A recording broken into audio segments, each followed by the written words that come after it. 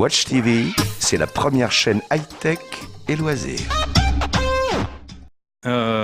Qui sont Esmera et Marcelo? Alors Espera, c'est le personnage titre du livre et c'est l'héroïne qui a une particularité. Oui.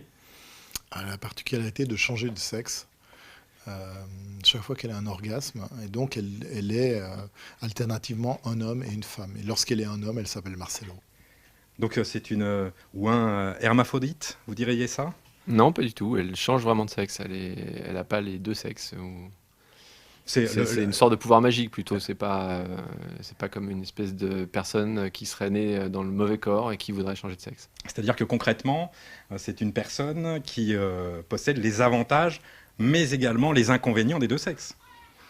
Oui, ils ont l'avantage, c'est qu'elle peut connaître les deux sexualités et les deux manières de jouir. Ce qui était un peu le propos du livre, c'était d'explorer la sexualité depuis les deux pôles. Alors ça, évidemment, ça emmène une question. À moins que je ne me trompe, vous êtes deux hommes, donc vous avez dû être confrontés aux deux sexualités, celle des hommes que vous connaissez et celle des femmes. Comment est-ce que ça s'est passé? Pour écrire l'histoire, moi j'ai aussi beaucoup parlé avec des femmes qui racontent leur orgasme. Et voilà, après, je dirais, ce qui comptait, c'était cette intrigue autour du personnage qui change. Il y a un moment où vraiment les personnages se parlent de ce qu'est un orgasme masculin, ce qu'est un orgasme féminin, mais c'est pas ça le nœud de l'intrigue. L'intrigue, c'est justement ce personnage qui est ballotté d'une vie à une autre et qui, pour finir, peut pas s'installer dans une vie normale, et comme une sorte de super-héros dont le super-pouvoir est aussi une forme de malédiction. Alors déjà pour le dessin, pourquoi est-ce que vous avez fait un choix monochromatique, voire quasiment sépia en fait? Alors monochromatique, en fait, ça vient de...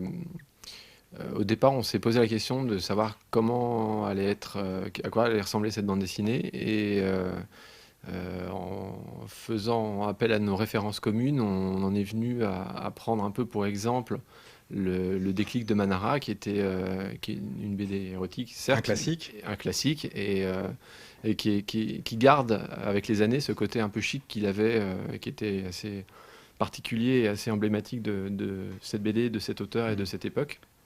Et on s'est posé la question de savoir ce qu'il fallait faire pour que notre travail rende bien aussi, sans essayer de comparer bien sûr, mais moi ça m'est apparu assez tôt que le côté noir et blanc comptait vachement et pouvait nous permettre d'éviter l'aspect un peu désagréable que peut avoir la couleur dans ce genre de récit érotique.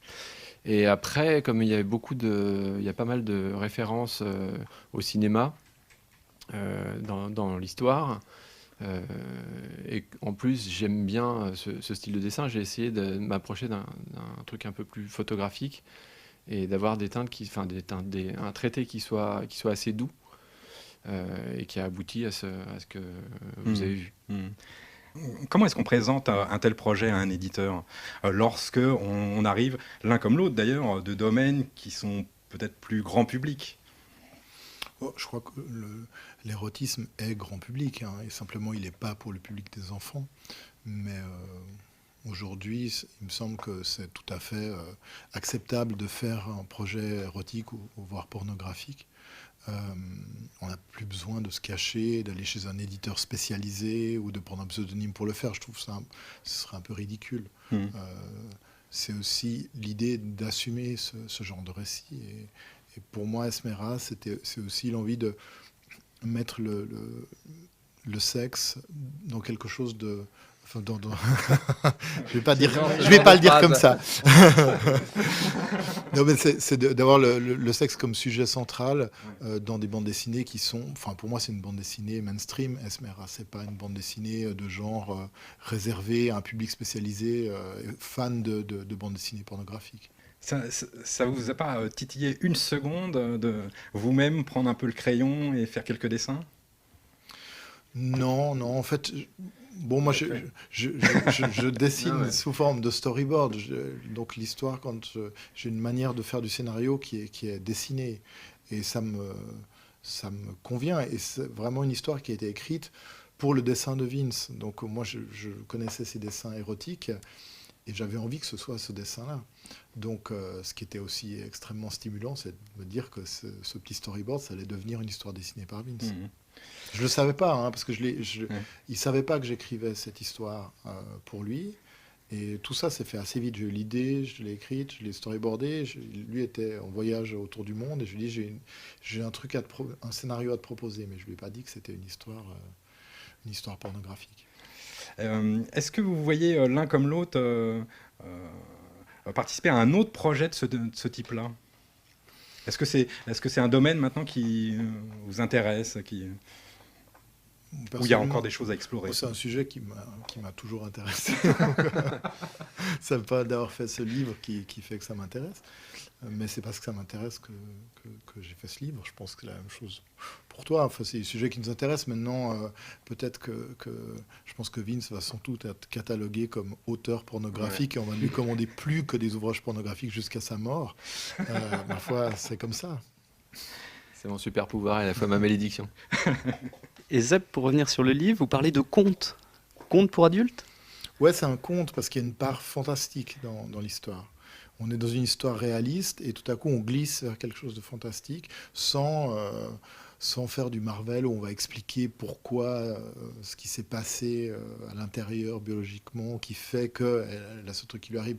On ne sait pas pourquoi, on ne l'explique pas, mais c'est ça le moteur du récit et on est pris dans moi j'adore cette forme de récit qu'est le conte et c'est une forme de récit qui est utilisée maintenant pratiquement plus. C'est ce que j'allais vous demander, voilà, pour les enfants. Ouais. Mais c'est pas une obligation. Enfin, je trouve que parce que ça joue sur quelque chose d'enfantin. On est pris on nous raconte une histoire et on va croire à cette histoire parce que cette histoire, elle va nous donner ou pas, hein, mais j'espère, nous donne envie de la croire et de la suivre.